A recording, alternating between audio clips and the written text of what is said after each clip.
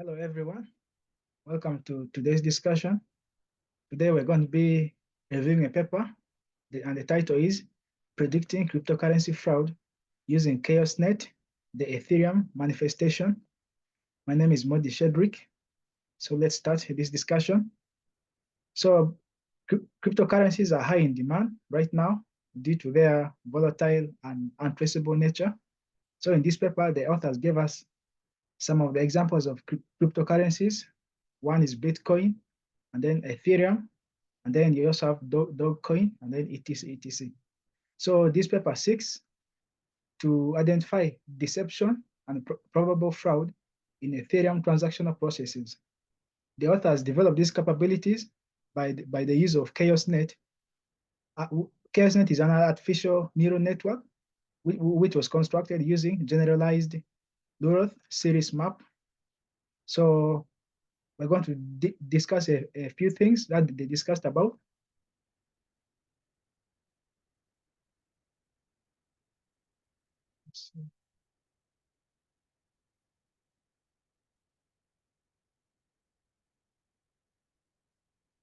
So let's look at the keywords. We have cryptocurrency, blockchain, cahosNet, GLS neuron, artificial neural network, then etc. We also have the data sets that they provided us. There it has 14 features, as you can see below. And we have a link where we got the data sets from. So first of all, we're going to start by discussing the computational problems tackled by the authors. And the first problem they tackled was the issue of data collection and pre-processing. And they say obtaining relevant data for Ethereum transactions is a challenge due to the decentralized and anonymized nature of cryptocurrencies. So they address this issue by collecting data from sources such as Etherscan API and Etherscan API. So, and then the second problem they tackled was the issue of imbalanced learning. And then they also say that fraudulent transactions are rare compared to legitimate ones, which leads to data set being what? Being imbalanced, which also leads to biased classifiers. And then they address this issue by the use of cahosNet, since it's known for its ability to require less data. And then features like cahosNet feature extractor were used for feature modification to mitigate the effects of imbalanced learning. So let's look at the models they developed. The first one they used was cahosNet. cahosNet, as I said earlier, is an artificial neural network which is constructed using generalized Luroth series map. It uses topological transitivity of chaotic neurons to perform classification on pools of data with high performance. cahosNet is constructed using GLS neurons. Here they use an example of noise signal. So noisy signal is input into neural learning, which is cahosNet, for purposes of signal detection or classification. There are three possibilities or three inputs: low, medium, and high noise to check for the performance. And it was found out that performance for both signal detection and classification is found to be optimal for medium density. Then also we're going to talk about the methods they used. They used cahosNet feature extractor plus a machine learning classifier. So here we have our stimulus, which is X1, and then we have our neurons named as C1, and then we have the activities which are then extracted using the neural chaos extractor, and then they are fed into the cahosNet or the machine learning classifiers. So the X1 stimulus is put into the GLS neurons, which is C1, and then it starts firing chaotically, giving a what? A neural trace. So this firing time is recorded as N1. So, and then the firing stops when the neural trace matches a stimulus.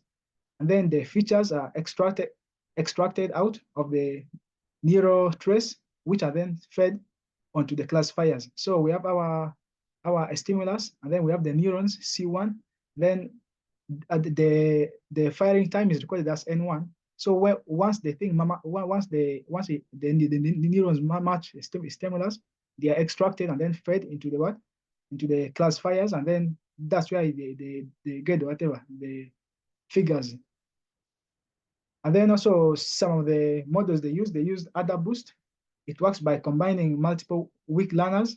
So in this case, we use the cahosNet feature extractors to create a strong classifier. And then it assigns a weight to the misclassified instances and lower weights to correctly classified instances to get the final prediction, which is made by weighting the majority voting of the weak classifiers. They also use the k nearest neighbors as one of the models.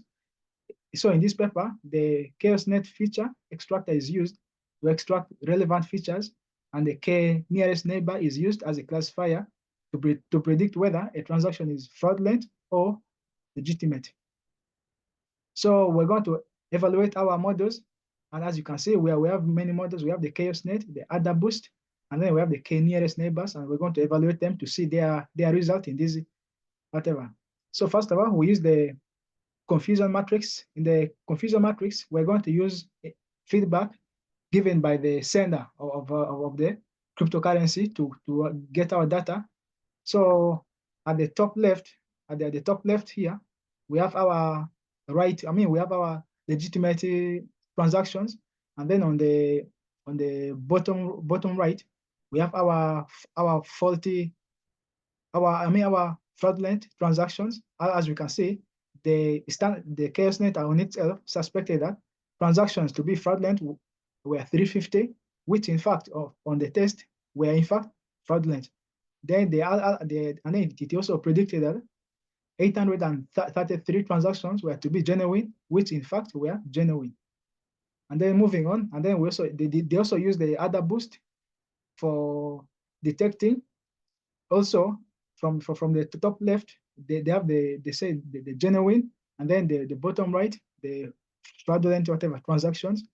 So the chaos feature extractor suspected 184 to be fraudulent, which were in fact fraudulent, and then it also predicted that transactions which were 1,361 were genuine, and in fact they were found to be genuine. And then they also use the k nearest neighbors, and this one performed the best out of all the models used. Just like the previous ones, our top left is the genuine, and then the bottom right is the fraudulent, and then the k nearest neighbors, it assumed that 331 were fraudulent, which were in fact found to be fraudulent, and then we have 1,329 which were genuine, and in fact we also found to be genuine.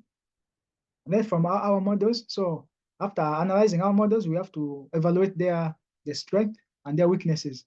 Well, we use the cahosNet. cahosNet, as we discussed earlier, it has the ability to require less data. So in terms of cryptocurrency where data is limited, cahosNet works really wonders because it does not need a lot of data to operate. And then we also have the ADA boost, and then we also have the ADA boost, and also out of all the strength of the models, we have the weaknesses also. The first one being cahosNet. It's complex to understand as a weakness, because if you can't understand it, it's hard to use it. And then we also have the ADA boost.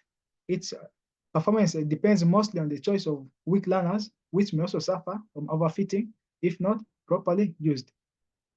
Then we also have the strength of the evaluation matrix accuracy. It provides straightforward measures of overall performance, indicating correct classified instances. And then we also have precision. It evaluates classifiers' ability to correctly identify fraudulent transactions, which minimizes false positive. The F1 squad also provides the balanced measure for precision and recall, offering a single metric to assess classifiers' performance. Also, we have the weaknesses. You cannot only rely